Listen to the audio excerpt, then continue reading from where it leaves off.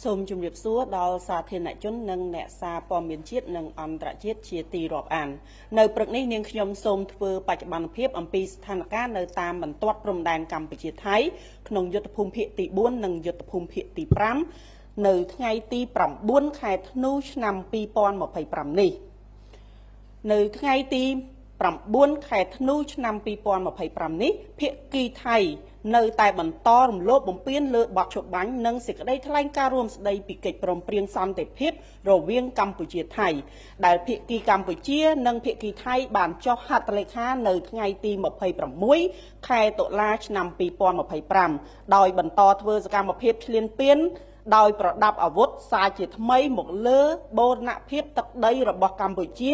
ដោយប្រើប្រាស់កម្លាំងយោធា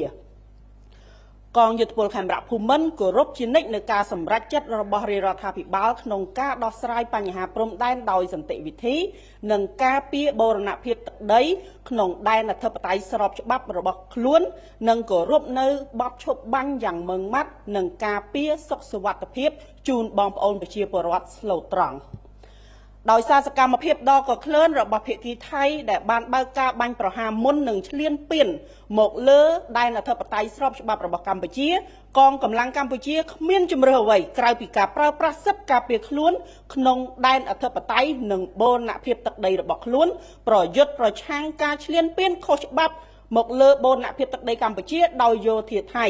ដោយមានចែងនៅក្នុងមាត្រា51នៃធម្មនុញ្ញអង្គការសហប្រជាជាតិក្នុងន័យនេះកងយុទ្ធពលខេមរៈភូមិន្ទបដិញ្ញាចិត្តឥតងារេក្នុងការការពារអធិបតេយ្យភាពបូរណភាពទឹកដីនិងសុវត្ថិភាពប្រជាជនប្រឆាំងនឹងការឈ្លានពានដ៏កម្រោលនិងសាហាវឃោរឃៅរបស់យោធាថៃមកលើកម្ពុជា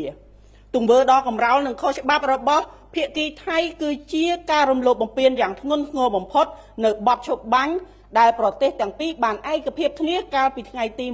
28ខែកក្កដាឆ្នាំ2025នៅទីក្រុងកូឡាឡាំពួរ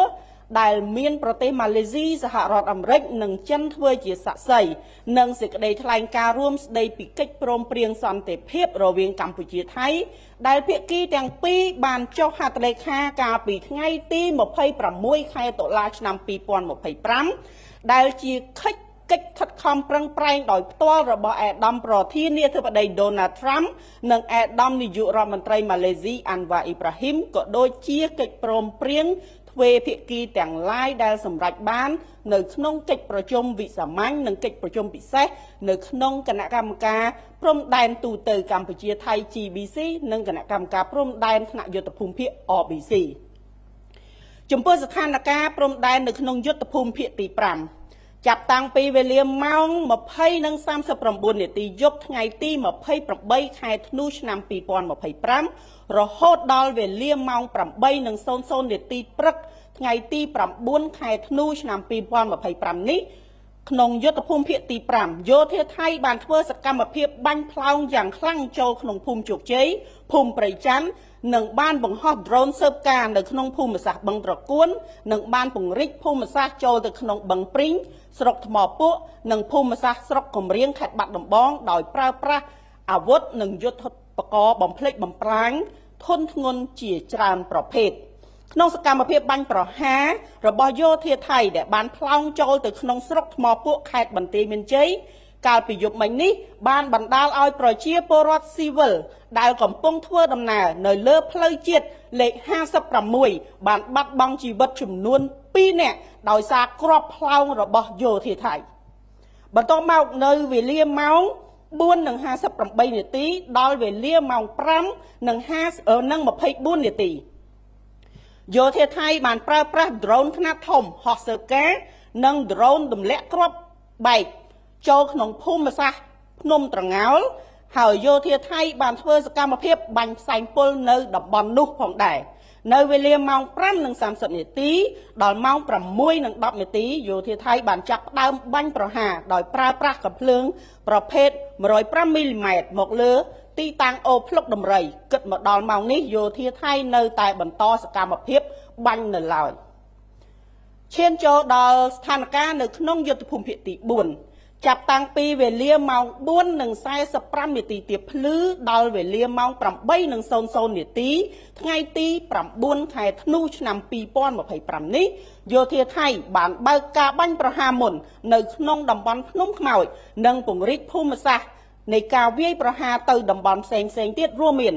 តំបន់តាខៅប្រាសាទតាមាន់ប្រាសាទតាក្របីប្រាសាទព្រះវិហារប្រាសាទខ្នារវាលឥន្ទ្រីភ្នំខ្មោចគោល8បុស្បៅជាំតែអានសេះថ្មដូនអូស្មាច់ភ្នំអនុស្សាវរីយ៍មុខវត្តកែវសិក្ខាគិរីស្វារៈដោយប្រើប្រាស់អាវុធនិងយុទ្ធឧបករណ៍បំផ្លិចបំផ្លាញគ្រប់ប្រភេទរួមមានរថក្រោះកំភ្លើងធំថ្មើរជើងនិងបាញ់ផ្សែងពុលនៅទីតាំងមួយចំនួនយោងតាមព័ត៌មានបឋមពីអាជ្ញាធរខេត្តបានឲ្យដឹងថាការបាញ់ប្រហារមកលើជនស៊ីវិលកាលពីម្សិលមិញនេះ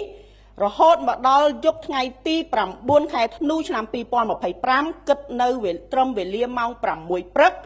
យើងឃើញថាមានផលប៉ះពាល់ទៅដល់ប្រជាពលរដ្ឋស៊ីវិលធ្វើឲ្យបាត់បង់ជីវិតចំនួន 7 រូបនិងធ្វើឲ្យប្រជាពលរដ្ឋស៊ីវិលរងរបួសចំនួន 20 រូបក្រសួងការពារជាតិនិងកងយោធពលខេមរៈភូមិន្ទបន្តគោរពនិងអនុវត្តឥតងាករេនៅក្នុងការសម្រេចចិត្តរបស់រាជរដ្ឋាភិបាលនៃព្រះរាជាណាចក្រកម្ពុជាក្នុងការដោះស្រាយបញ្ហាដោយសន្តិវិធីស្របតាមច្បាប់អន្តរជាតិដើម្បីការពារអធិបតេយ្យបូរណភាពទឹកដីព្រមទាំងសុខសុវត្ថិភាពរបស់ប្រជាជនកម្ពុជាទន្ទឹមនឹងនេះកម្ពុជាសូមអំពាវនាវឲ្យភាគីថៃវិលត្រឡប់មកអនុវត្តវិញនៅបទឈប់បាញ់និងសេចក្តីថ្លែងការណ៍រួមស្តីពីកិច្ចព្រមព្រៀងសន្តិភាពកម្ពុជាថៃដែលបានចុះហត្ថលេខាកាលពីថ្ងៃទី 26 ខែតុលាឆ្នាំ